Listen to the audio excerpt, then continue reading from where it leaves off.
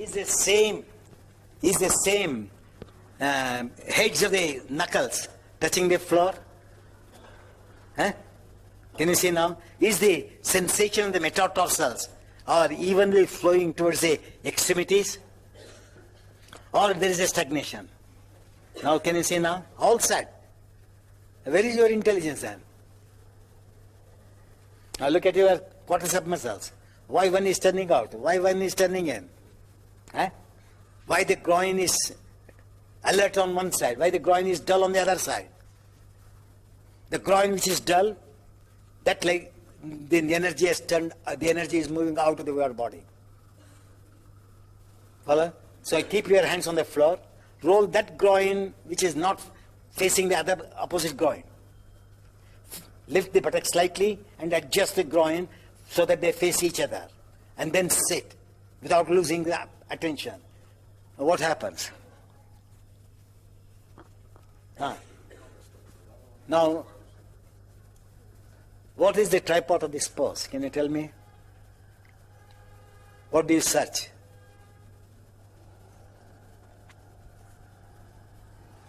There are two, one cross tripod, one circle tripod. There, you tell her. The center of the anus and the center of the ankle joints. Measure the distance. Are they same or? Then you are all teachers, no? You can find fault in others, but you can't find fault in your own. So what have you to do? You can't adjust unless you lift the buttocks, which is like ardhi. You have to make it little airy for the earth of the legs to become firm.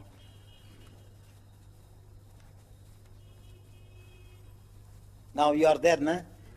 Just feel the sensation from the arch to the big toe. Is it flowing straight or tilted? And now, have I to tell you that? Is it not that you are doing wrong if it is tilted? Ramanand, did you adjust it? Huh? As if your left side is correct. Look at it. Look at your left foot. Where is your toe? Where is your heel? Huh? Huh? Now can you see how difficult it is to know? And now, the space to get a good pose, tripod, the cross tripod, the space between the little toe and the second small toe, the center, the middle part, let it touch the floor and find out whether the pose comes well or not. You have to spread. You can't touch it. You have to lift buttocks, spread, and then without collapsing that spread, you have to sit. More space between the little toe and the second little toe. In between. Have you gone down or more, less? Or you have come up or you have gone, buttocks gone down? Now understood now? Do you study all those things? Now, the second tripod is the perineum and the two buttock bones.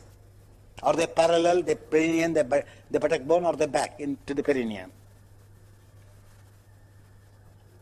Use your hands on the floor, it can't adjust like that. If you are so clever, you are all yogis. The earth would have been heaven. Unfortunately, it is not. Salah? And now, raise the buttock slightly up.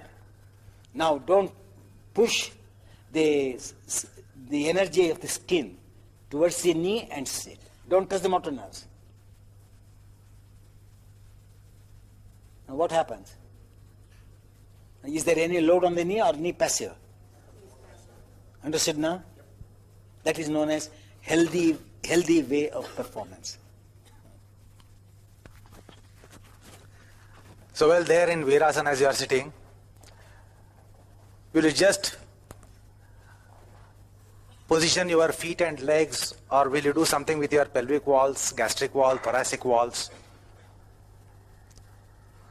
Just as you adjust your feet and your legs and your trunk, shoulders, sternum, etc., will you not bother to position your organic body also? Just now Guruji said perineum, anal, mouth. So what do you do in the anal mouth? From perineum, anal mouth, are you not making any inward physiological movements? Or are you just doing skeletal muscular movements? Don't you think of profile of the organic body? Now if you are doing your Virasana with advertence on your legs and no advertence on the lungs, have you done it? Will you not also have advertence on your lungs?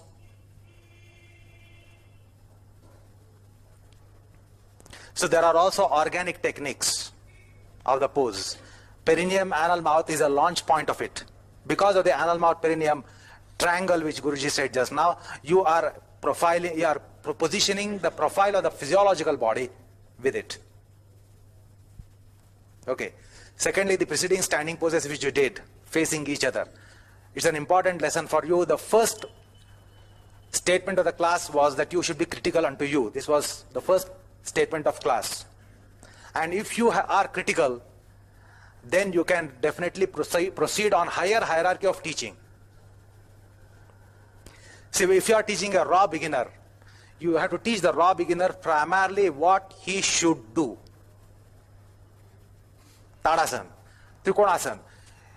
A raw beginner should be taught what he should be doing, what should be done.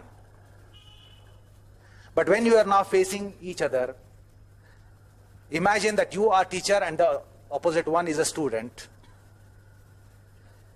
where you have to teach that student how to do. Because you are asked to watch the pelvic, diaphragmatic, thoracic regions, the legs and arms. You are asked to watch the opposite person. So when you are looking at your pupil, you should be doing, and then you can explain what you do so that the student can learn how to do it. If you have all those, Guruji says, I live in asanas, I live in yoga. So even if you wake him at 12 o'clock midnight and ask him Trikonasana, he will be able to say that. He will be able to teach you. Without doing, he can teach you. He did not do in front of you. But you try, take a trial. You don't do and teach a class. And you do with the class and teach the class.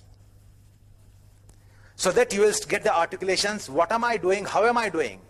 If I have to stretch my leg, am I doing something with my waist in Trikonasana? If I am I'm doing something with the instep and outer edge, am I doing with the spine and rest of the body? Do I adjust the localized instep outer edge, or do I do with the spine and rest of the body? So that you will get the articulation when you are teaching the pupils to stretch your instep like this and not just stretch the instep. Turn your inner leg outwards and not just turn it inside out, but how to turn it. How to turn the back leg inside out. You will not just say turn your inside out leg. You will say how to do it. What is to be held, what is to be moved, what is to be not moved, what is to be changed, what is to be not changed.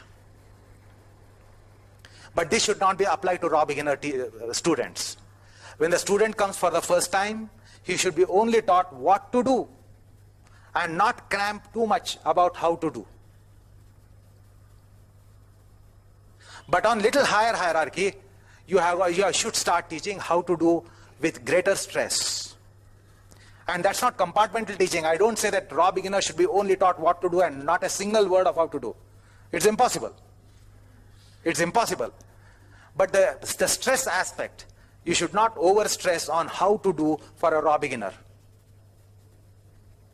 But on higher hierarchy, if you want to teach how to do, it will be better that you do with the class and you do Trikonasana, and what you are doing, you will be able to transmit.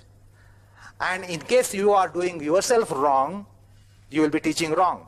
And therefore, you should be critical of yourself. Even if you are not able to do the perfect pose, you should know that I am not doing perfect pose, but what is perfect pose? You should be able to visualize perfect pose. We don't expect all the teachers to be doing perfect pose to teach the pose. This is impossible.